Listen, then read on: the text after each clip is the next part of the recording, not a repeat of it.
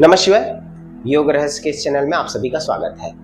सप्त प्राणायाम की श्रृंखला में दूसरे और महत्वपूर्ण प्राणायाम अनुलोम विलोम प्राणायाम की ओर अब हम अग्रसर हैं। अनुलोम विलोम प्राणायाम क्या है, कैसे करें, इसके लाभ क्या है? तो सबसे पहले अनुलोम विलोम प्राणायाम हमारी नाड़ियों की शुद्धि क्रिया है। कुछ हद तक इसे नाड़ी शोधन क्रिया भी कहा जाता है, परंतु नाड़ी शोधन क्रिया इससे एक स्टेप आगे होता है, जो हम आगे की वीडियो में चर्चा करेंगे। अब चूंकि नाड़ी शोधन क्रिया के रूप में लिया गया है, इसलिए नाड़ियों से रिलेटेड हम इस पे प्राणायाम को करेंगे। तो इसके लाभ क्या है? हमारे शरीर में कहीं भी गांठें या कहीं भी अवरोध या ब्लॉक हो गया, कुछ लोगों के पैर में देखना ग्रीन कलर के ऐसे पैर में ग्रीन धब्बे हो जाते हैं, जिसे वेरिकोज वेन्स कहते हैं। ऐसी समस्याओं के लिए अनुलोम विलोम कर ले। कहीं भी शरीर में गांठ हो गया, कुछ लोगों के हाथ में गांठ हो जाता है, बॉडी पार्ट्स में गांठ हो जाते हैं, उसके लिए ठीक है। आपके इंटरनल सिस्टम में कहीं गांठ या अवरोध हो जाए, उसके लिए ठीक है।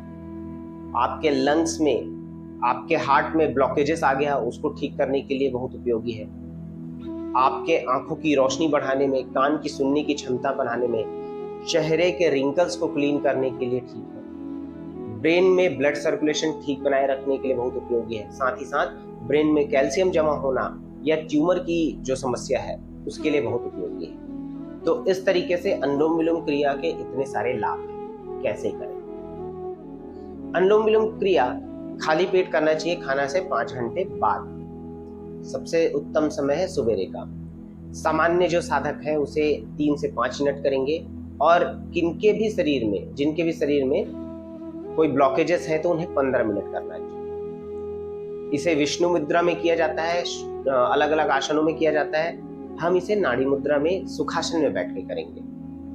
आप बिगनर्स हैं तो नॉर्मल इसको नाड़ी मुद्रा इस तरीके से मुद्रा बना लीजिए, जिसमें बड़ी उंगली सूर्य नाड़ी, छोटी उंगली चंद्र नाड़ी और दोनों का समावेश यहाँ पर सुषुम्ना नाड़ी है। राइट हैंड से यूज करेंगे तो राइट हैंड से यूज करने पर एक हाथ योग मुद्रा में ले आए और इसे अपने राइट साइड के नाक को दबाएं। लंबी गहरी सांस खींचे, छोड़े, राइट साइड के नाक से सांस खींचे, छोड़े, लेफ्ट साइड के नाक से लंबी गहरी सांस खींचे, राइट साइड के नाक से छोड़े, राइट साइड के नाक से सांस खींचे, लेफ्ट साइड से छोड़े। इस तरीके से ये प्रक्रिया लगातार करते रहना है। अब ये याद रखिए, जिस साइड से हमने श्वास छोड़ा उधर से लेना भी है। अगर आपने लेफ्ट साइड से छोड़ा है तो लेफ्ट साइड से लेंगे, राइट साइड से छोड़ा है तो राइट साइड से लेंगे।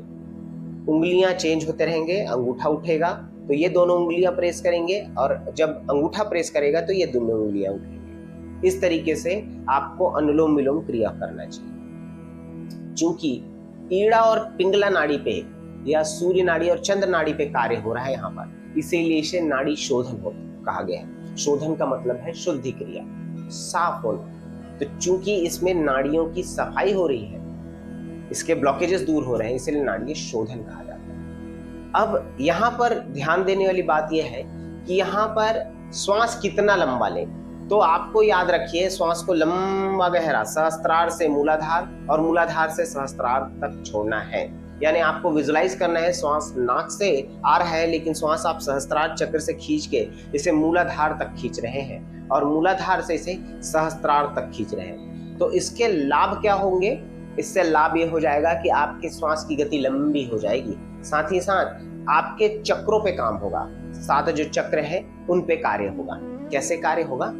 पहले बचपन में हम एक हांडी देखा करते थे, जिसपे एक मथनी होता था और जिसे 2 रस्सियों से ऐसे हम खींचा करते थे। ऐसे ही हमारा शरीर एक हांडी का कार्य करता है, और सुषुम्ना नाड़ी जो आपकी रीढ़ की हड्डी से अंतिम छोर पे बीचों बीच गया है, वो एक मथनी का कार्य करता है, और चंद्र नाड़ी और सूर्य नाड़ी उस रस्सी का कार्य करता है। जैसे ही अनुलोम विलोम या नाड़ी शोधन क्रिया होता है, ये मथनी चलना चालू होता है चंद्र नाड़ी और सूर्य नाड़ी के साथ सुषुम्ना नाड़ी में, और जैसे ही वो मथनी चलता है, मक्खन आता है, ऐसे ही हमारे 7 चक्रों की ऊर्जा बाहर की ओर आती है। इसे आंख बंद करके अपने एक एक चक्रों पे ध्यान करके करेंगे तो आपको चक्रा लाभ भी होगा, चक्रों पे लाभ प्राप्त होगा। तो इसे लंबी गहरी श्वास सहस्त्रार से मूलाधार और मूलाधार से सहस्त्रार तक करें। इस तरीके से आपको करना है। तो चलिए अब कैसे करना है एक बार और अच्छे से देख लें। एक हाथ आपका योग मुद्रा में, सुखासन, अर्ध पद्मासन, पद्मासन किसी भी आसन में आप बैठे और इस हाथ से हम करेंगे एक लंबी गहरी सांस लेके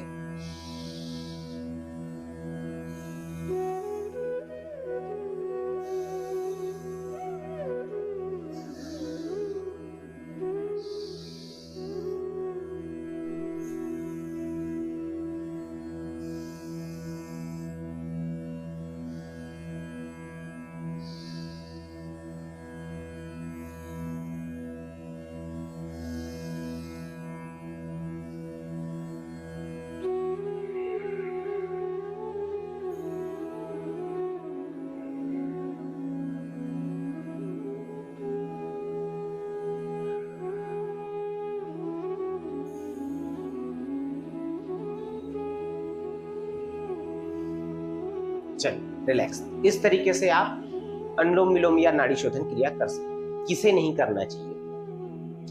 तुरंत शल्य चिकित्सा हुआ हो उन्हें नहीं करना चाहिए। जिनको बहुत ज्यादा माइग्रेन की समस्या है, बहुत ज्यादा माइग्रेन की पेन हो रहा है, उसे नहीं करना चाहिए। जिनको मिर्गी अचानक से आ जाता है वो अपने योग शिक्षक के परामर्श से करें। ऐसे तो ये प्राणायाम बहुत ही सहज है, इसे हर कोई कर सकता है। कुछ एक जगह आपको इसके लिए पूछना पड़ता है, जैसे शल्य चिकित्सा है, ऐसे आप पूछ सकते हैं। अब इसमें कैसे नहीं करना चाहिए, तो जनरली हम देखते हैं जो स्वयं से योग करते हैं वो इस प्राणायाम को कोई जल्दी जल्दी कर लेता है। इस तरीके से जल्दी नहीं करें। वो साधक जो उच्च लेवल में आ गए हैं वही कर सकते हैं। दूसरा, अनुलोम विलोम प्राणायाम या नाड़ी शोधन क्रिया करते समय कुछ लोग ऐसे बैठ के करते हैं, ये बहुत गलत है। कुछ लोग थोड़ी देर बाद शरीर को आगे पीछे करने लग जाते हैं, ऐसा नहीं करना। सहज बैठना है, बैक स्ट्रेट होना चाहिए, सीधा होना चाहिए, आपका चेहरा प्रसन्न मुद्रा में, स्माइली फेस होना चाहिए, ध्यान की मुद्रा में हो। अगर आपको स्ट्रेट बैठने में तकलीफ है तो कहीं पर ऐसे टिक जाएं, दीवार से प्रारंभिक अवस्था में टिक के करें, धीरे धीरे आदत हो तो बिना टिके करें, लेकिन बैक स्ट्रेट हो और बहुत ही सहज।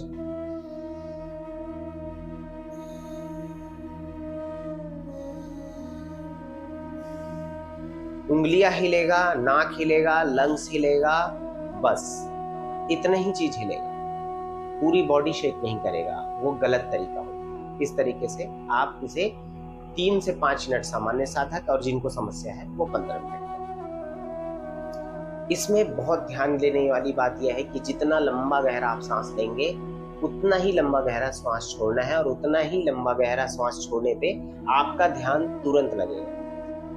प्राणायाम के साथ साथ आप ध्यान भी कर सकते हैं अनुलोम विलोम के द्वारा। तो ध्यान से पहले अगर ये किया जाए तो बहुत ज्यादा लाभ मिलता है ध्यान पे। तो इस तरीके से आप अनुलोम विलोम या नाड़ी शुद्धि या नाड़ी शोधन क्रिया आप कर सकते हैं। आगे की वीडियो में हम बाकी के प्राणायाम के बारे में चर्चा करेंगे। इस वीडियो में इतना ही। नमः शिवाय।